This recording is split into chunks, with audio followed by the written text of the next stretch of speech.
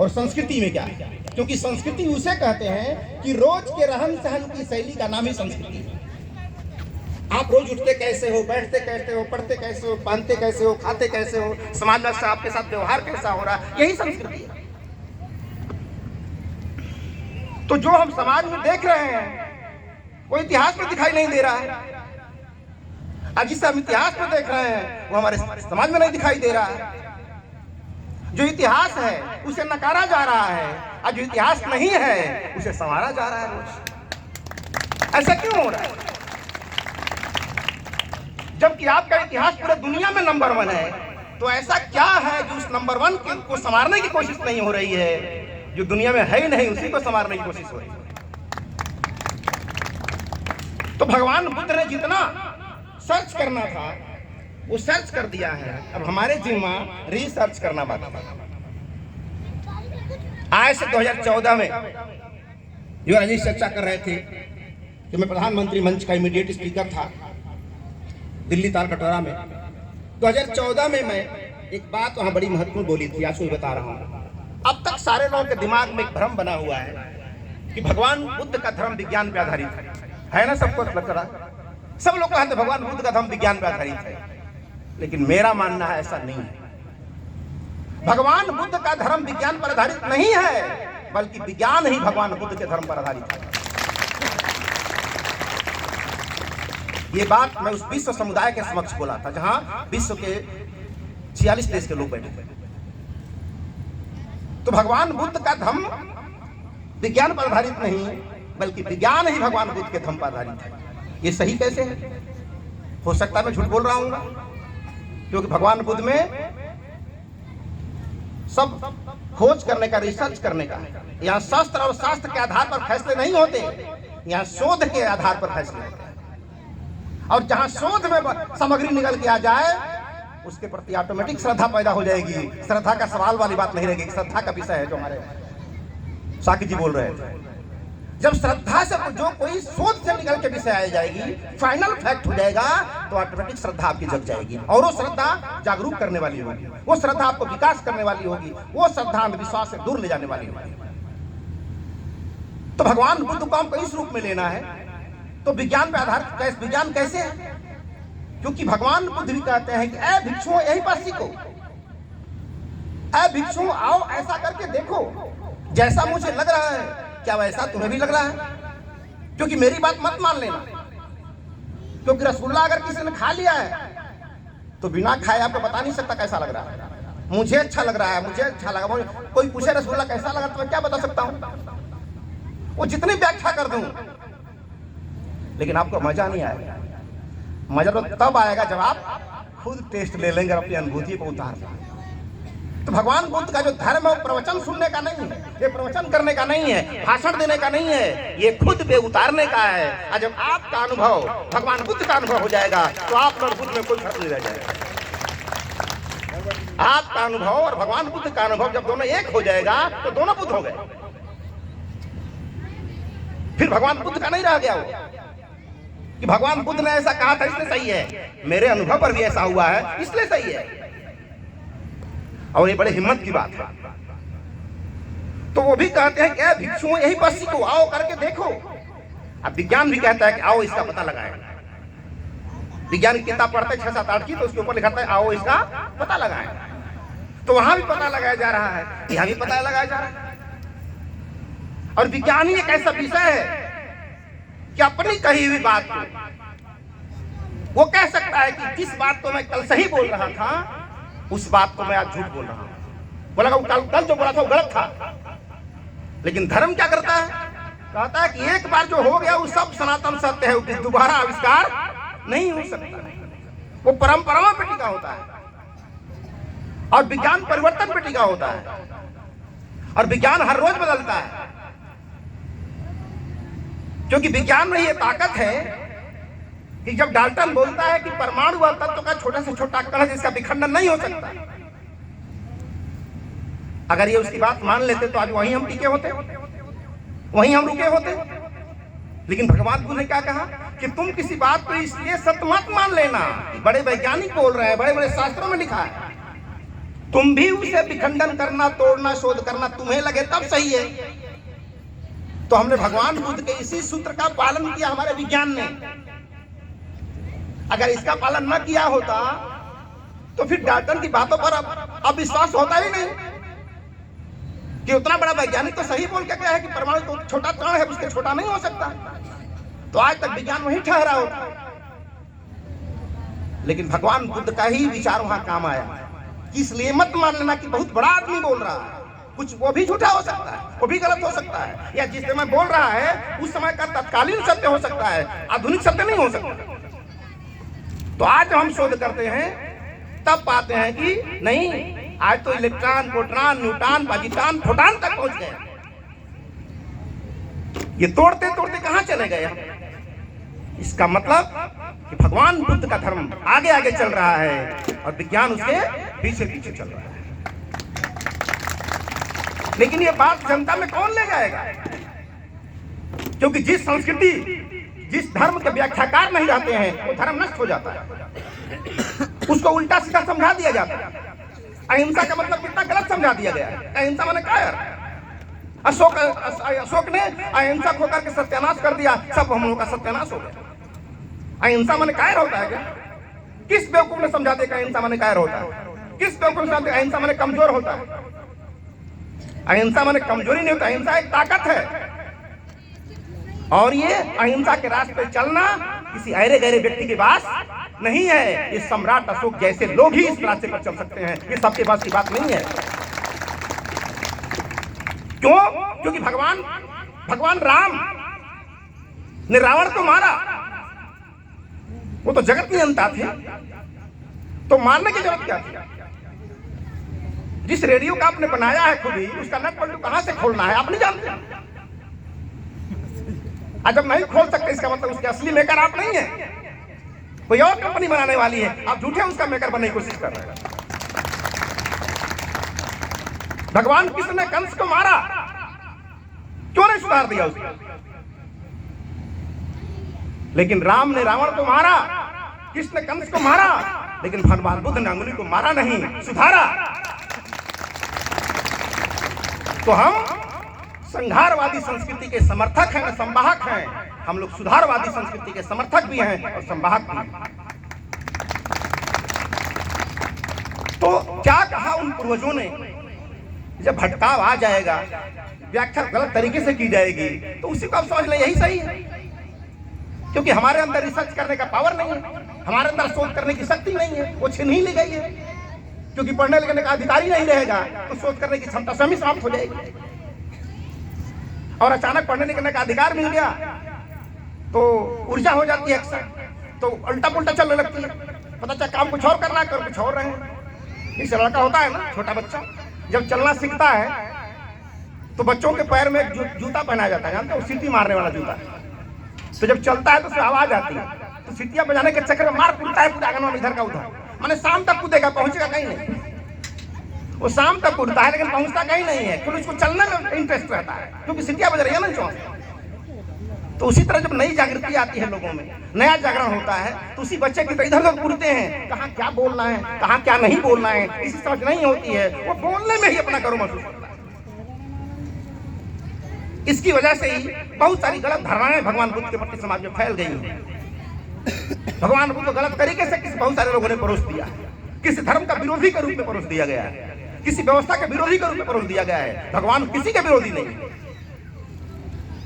भगवान बुद्ध किसी के विरोधी नहीं है। टार्च आप जलाते हैं तो अंधेरा क्या होता है? दूर होता है ना। तो क्या टार्च अंधेरे का विरोधी है? टार्च अपना काम कर रहा है, अंधेरा खूब दूर रहा है तो टार्च क्या करे उसके लिए?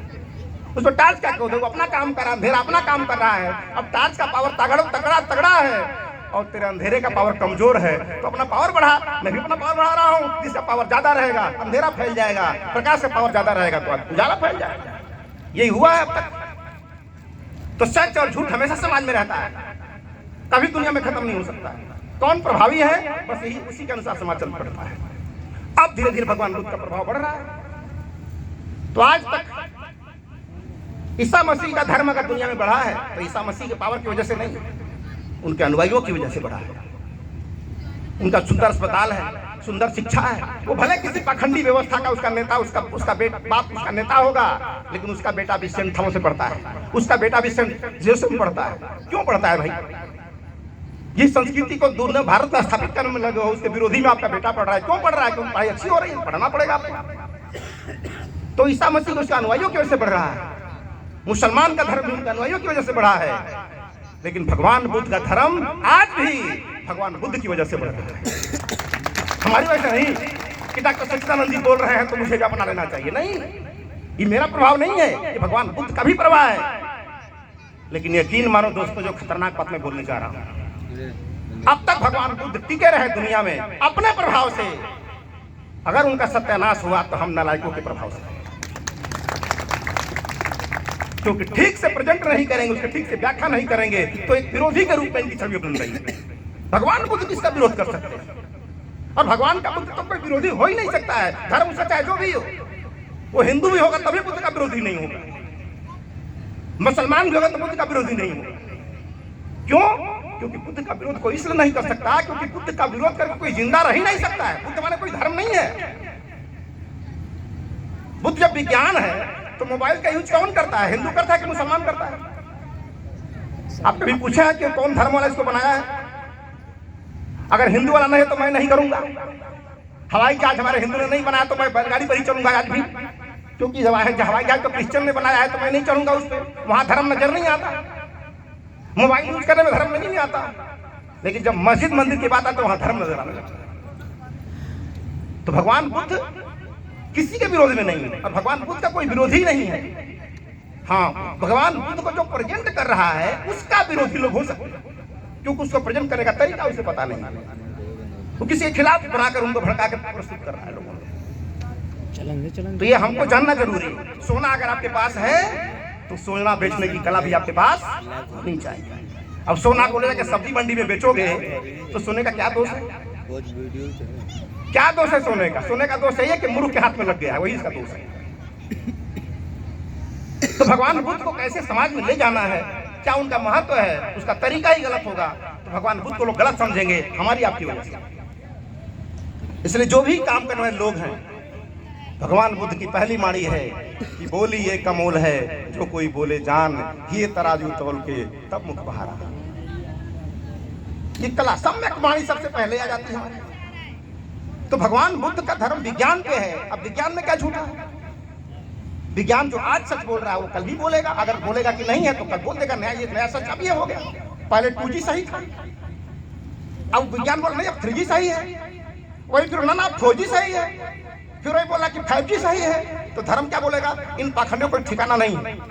ये कल 3G का रहता, 4G का रहता, तो उनका कोई ठिकाना नहीं है। ठिकाना तो हमारा है कि 100 साल पहले बोल दिया गोबर में गणेश है तो विज्ञान कतनो हो जाएगा आगे, गोबर में गणेश ही बोलता रहूंगा, दुनिया सुधरेगी। मैं सुधरने वाला नहीं हूं, क्योंकि मैं धार्मिक आदमी हूं। दुनिया 2G 4G हो जाए मैं तो वो गोबर जी ही रहूंगा।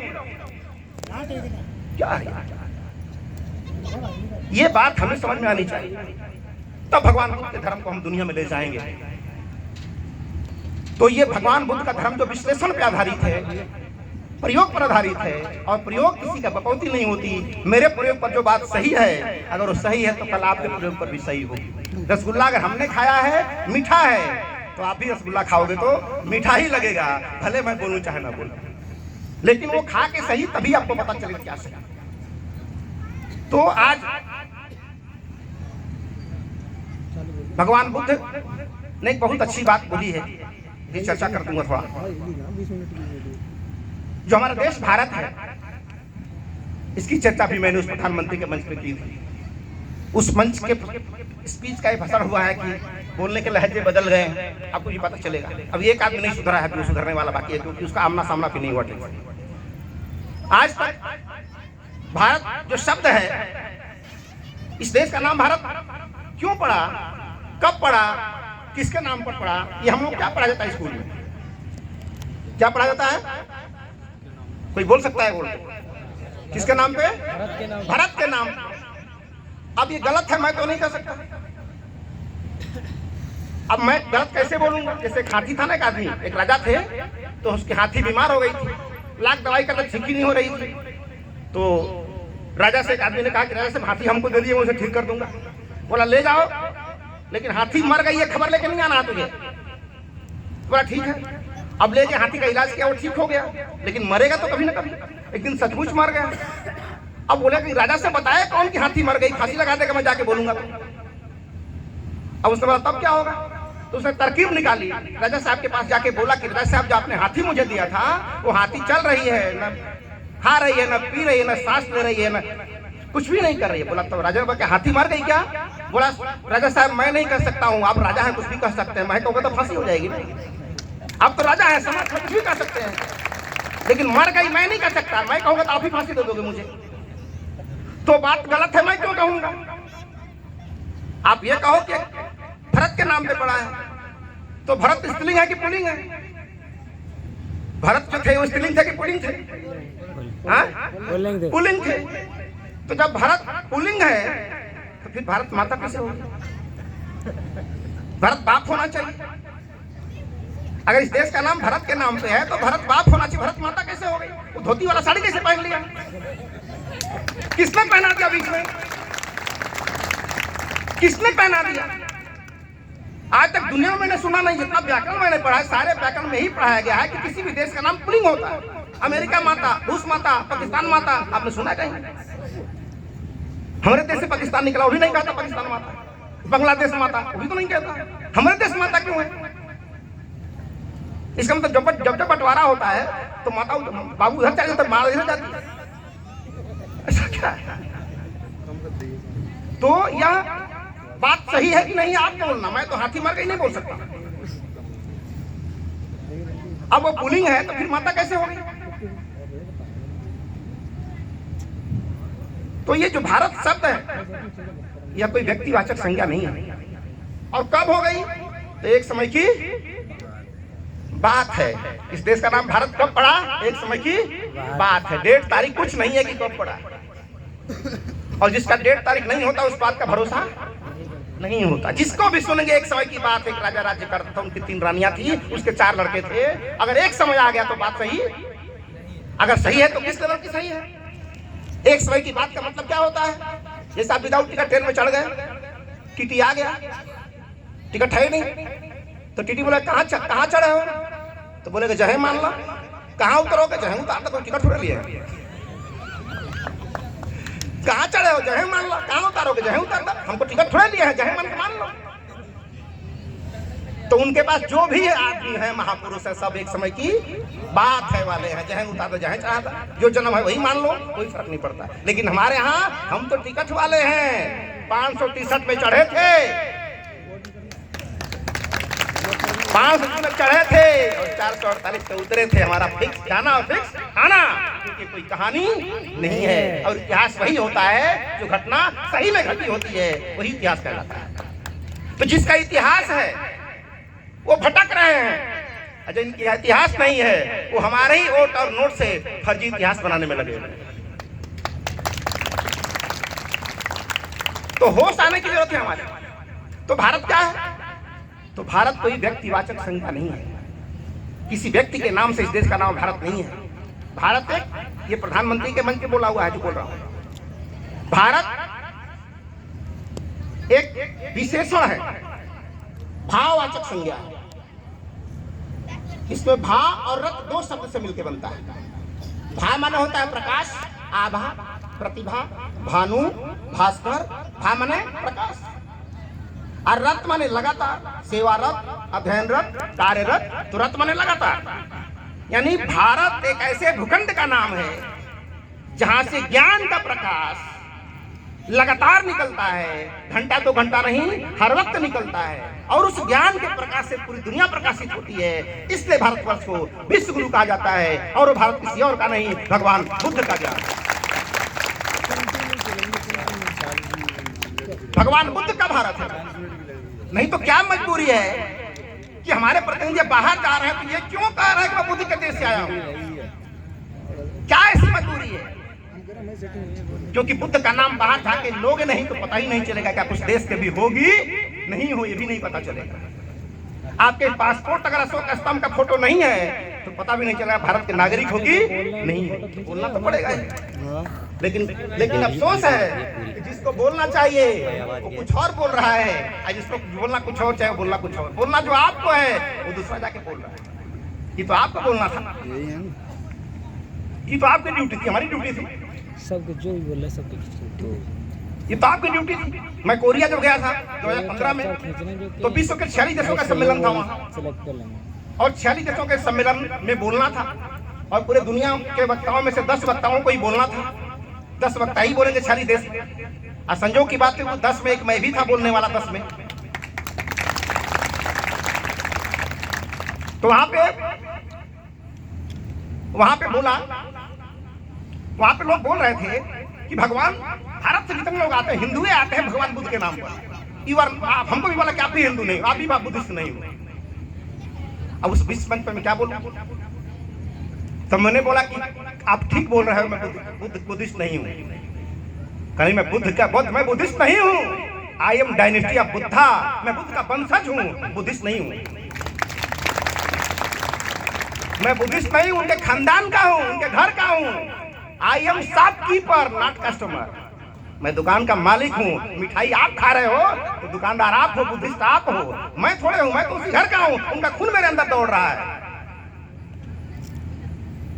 तो ये कहने वाला वहां पहुंचेगा नहीं, तो कोई भी समझा के चला जाए, कोई भी उल्टा समझा देगा। वहां जब गया तो पता चला कि एक भारत के नेता को कई बार भगवान बुद्ध के वंशज के नाम पे सम्मानित कर दिया गया है, न जाए तो पता भी नहीं चलता मुझे। तो जब खेत खाली रहेगा भैया तो कोई जोतेगा बोएगा, तो खेत खाली मत छोड़ो, अपना बिया डालो। तो इस तरीके से ये भगवान भारत जो शब्द है यह कोई व्यक्तिवाचक संज्ञा नहीं, भाववाचक संज्ञा है जो भारत के गुणों और विशेषताओं को प्रकट करता है। किसी व्यक्ति का प्रचारक नहीं, किसी व्यक्ति को डिनोट नहीं करता है। इसलिए इस देश का नाम भारत है। इसके अलावा जो भी नाम है वो संविधान विद्रोही शब्द है। कोई व्यक्ति भारत के अलावा किसी भी नाम से भारत को पुकारता है, खुले मंच से खड़ा होकर बोल सकते हो कि गलत है। एक लड़का मुझे 15 अगस्त पे संदेश भेजा कि हिंदुस्तान की आजादी के दिन पर आपको बहुत बहुत बधाई। तो मैंने कॉल बैक उधर से भेजा कि कौन देश है रे भाई, ये कौन देश की आजादी की बधाई दे रहे हो? इस्लाम का तो कोई देश नक्शा में है ही नहीं। विश्व के नक्शे को बोलो, हिंदुस्तान को कोई देश ही नहीं है। ये कौन सा देश कब आजाद हुआ, कब गुलाम हुआ? हाँ, इस देश में भारत नाम का एक देश है जो 15 अगस्त को आजाद हुआ था, और कोई देश नहीं था इस के अलावा।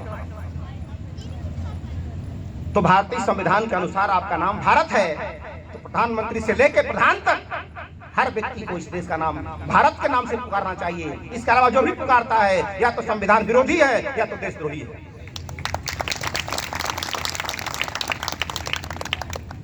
कोई ध्यान देता नहीं। तो आज का दिन ये बुद्ध का जो उत्सव है, सोचिए कितना बड़ा पर्व है। यही एक ऐसा भारतीय पर्व है जिसको पूरी दुनिया में मनाया जा रहा है। लेकिन अभी मैं अपने मोबाइल में निकाल के देख रहा हूं, भगवान बुद्ध का जन्म भारत में हुआ, ज्ञान यहाँ पर सब कुछ हुआ। लेकिन उनके उत्सव को मनाने का जब देख रहा हूं उत्साह, तो क्या श्रीलंका का उत्साह है, क्या वियतनाम का उत्साह है। दूसरे देश अरबों खरबों खर्चा कर रहे हैं भगवान बुद्ध के जन्मदिन पर, आज के दिन। और भारत में क्या उत्साह है? भारत में खाली इतना हम बुद्ध के देश से खाली मार्केटिंग करने से काम चलेगा? हम बुद्ध के देश से आए हैं, तो देने से मार्केटिंग करने से काम चलेगा? जिस महापुरुष की मार्केटिंग कर रहे हो उस महापुरुष पर खर्चा कितना कर रहे हो? आज के दिन कितना हुआ देश सरकारों के द्वारा? तो चूंकि भारत के पास बुद्ध के अलावा बेचने के लिए कुछ है ही नहीं है, तो भारत जाओगे तो विश्व मार्केट में एक के सौदा है जो बिकेगा, और तो कुछ है नहीं बिकने वाला। सब एक समय की बात है, एक ही सौदा है। तो मार्केट में जाते हो तो उसको हाईलाइट करते हो, जब घर आते हो तो कोई दूसरा हाईलाइट करने लग रहे हो। तो अब तो ये दुनिया वैश्विक परिवार बन गई है। यहाँ मैं बोल रहा हूँ तो दूसरे देश को भी लोग सुन रहे होंगे यूट्यूब के माध्यम से। यहाँ तो पर्दा में कुछ है नहीं। तो जब आप दूसरे जगह बोलोगे मैं बुद्ध के देश आया हूँ, यहाँ आके कुछ और बोलोगे तो बुद्ध के देशों वाले समझ रहे हैं कि फर्जी आदमी है, बोल कुछ और रहा कर कुछ और रहा। तो अब कोई पर्दा नहीं है, पता अब तो खुल रहा, सबका पोल खुल रहा है। बस यही है कि इन बातों को जिसको सुन के जगना चाहिए वो नहीं जग रहा है, उसको जगाने हम आए।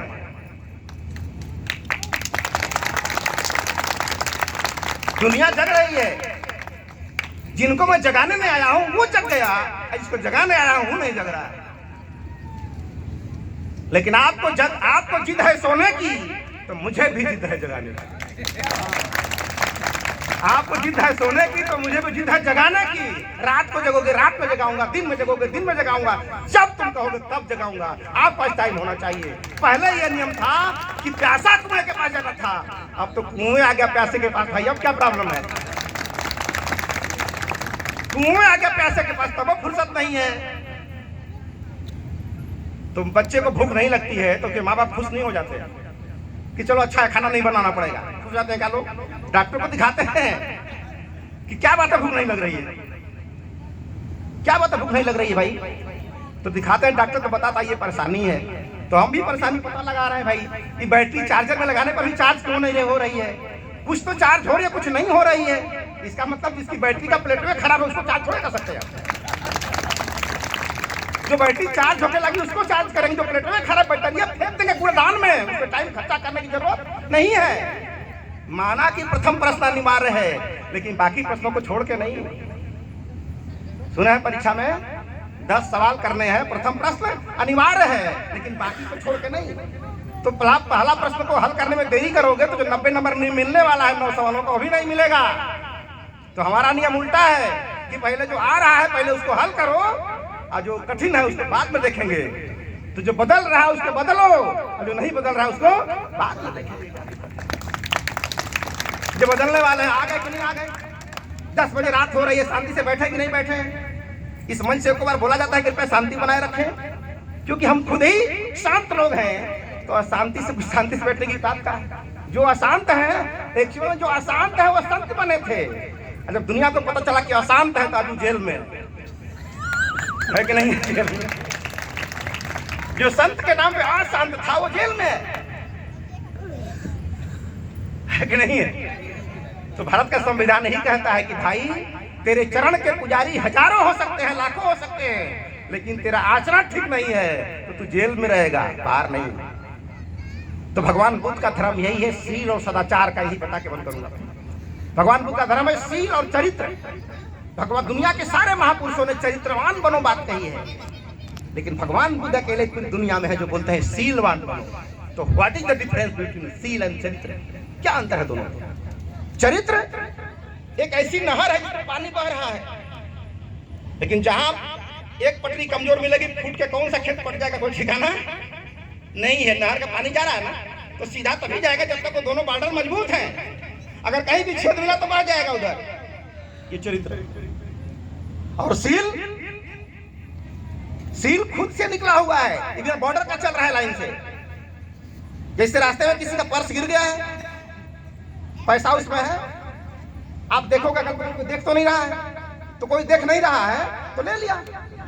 किसी ने देखा नहीं तो हम चरित्रवान हैं।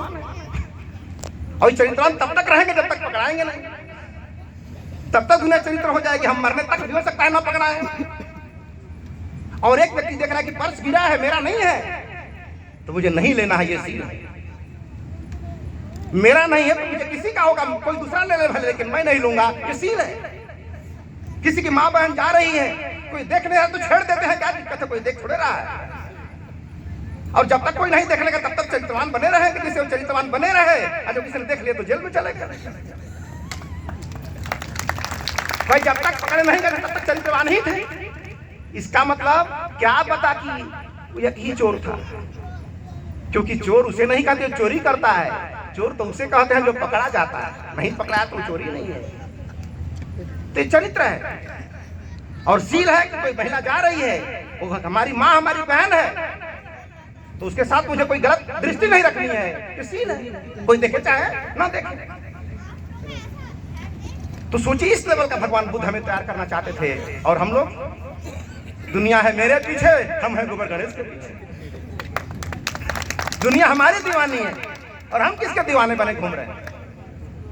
दुनिया हमारा सैल्यूट मार रही है। कोई फौजी निकलता है तो तिरंगा का सैल्यूट मारता है, और तिरंगे के बीच में क्या है?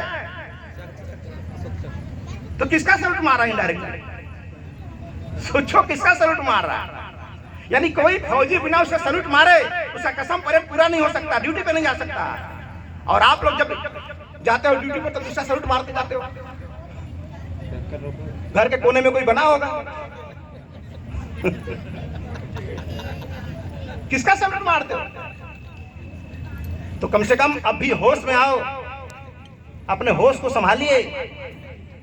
और दुनिया को विश्व गुरु आपने बनाया था अपने शील और चरित्र के दम पे, और फिर विश्व गुरु आप ही बनाएंगे। जो चिल्ला रहे हैं उनके बस का नहीं है।